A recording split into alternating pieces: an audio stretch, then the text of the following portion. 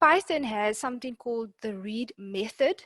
And remember, methods always have the dot notation. So it's something dot, or your method, something dot your method and your open bracket. So Python has this too. So, and we'll go a little into more detail about some other methods. But so what you have to do with this file after you've opened it is to tell Python, okay, now I'm ready to read what is in the file.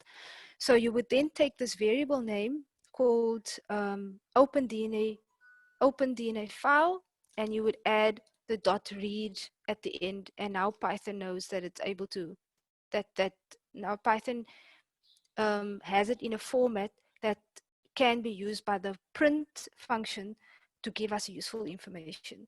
So this again, just look at the way that I'm labeling or naming my variable names. It's really important. You will see, I will try and give some examples when we go into for loops, how sometimes you're not giving the exact information in the variable name of what is in that file or what is in that variable. You can actually get confused about what's being stored in that variable. So I made sure that, for example, I've got open DNA file so that I know that this is only opened. And then when I'm going to read the contents, I will then say read or read DNA in file, and then obviously this file dot read. So now if I want to print that, then you will be able to see the information in that file. Okay.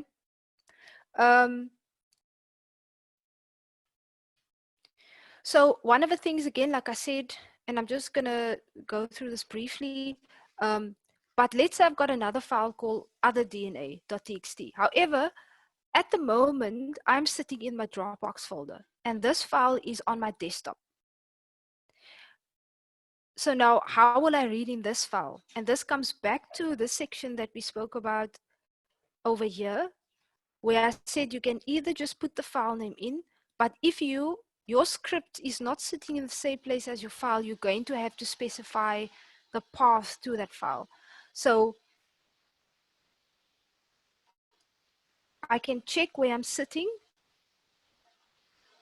So let's say, again, this is your other DNA.txt file. This is not the DNA file, it's another file. And I know that this is in my Dropbox. But I just want to show you what happens if I now try and do exactly the same thing with this file that I did to the DNA file. I just open it, but I don't give a path name. You can see that it's saying file not found, or file not found error, no such file or directory. And that usually means that the file, either the name doesn't exist, or that you're sitting in the wrong directory or something, you know, it can't locate what you want. So we can see by the error message what the problem is. If you want to check where you're currently sitting, you can use this pwd function, and it will tell you that I'm currently sitting in my Dropbox folder in Python and Python for Biologists.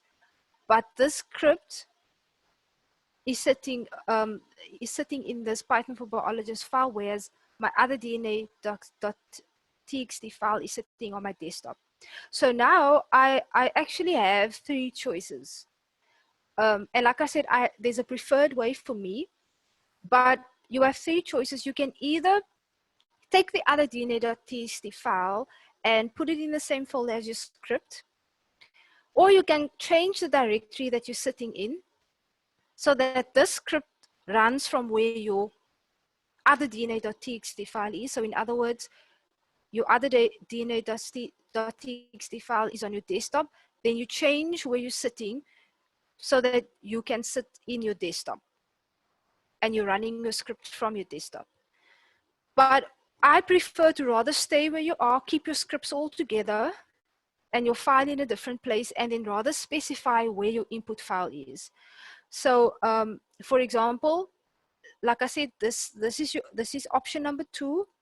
You can either change to where your file is, and I will just remember though, for some reason in Jupyter notebook, you have to For those of you who've worked in Linux, you can just use cd and change to the directory where you want to be, but it doesn't work in Jupyter. Sometimes it does, sometimes it doesn't. I don't know why, but if you put these percentage marks in front of the cd, then it seems to always work. So now if I change, for example, to the desktop, my location to the desktop, and then I do exactly what I did here where I got the error,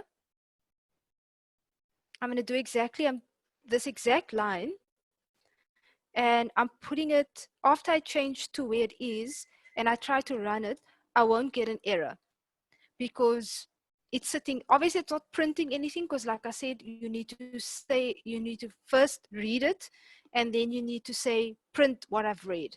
But here we've only opened it, so just showing you that it's not giving you any error.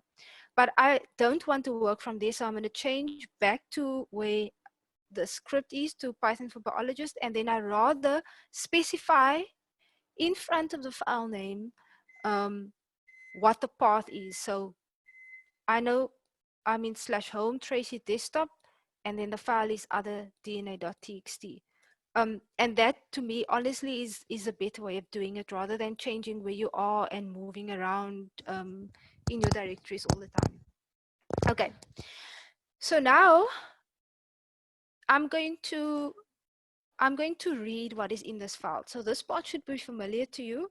You've opened it, you've opened the file, and you stored it in a variable name. Then you're going to read that, and you store the read information also in the variable name. And I'm going to print this. And I just want you to notice that this is actually the layout of what's inside of this file is slightly different to what is in the other file. However, I'll tell you beforehand that the sequence that is in both of these are actually, it's exactly the same sequence, but you will see that they look slightly different. Can you see that this file over here sort of looks a little narrower? I'll take you back up to the other one. And this one is a little more spaced out, and it's sort of as if it's using the entire line and then until it comes to an end. This one seems to be split over multiple lines, but it is the same DNA sequence.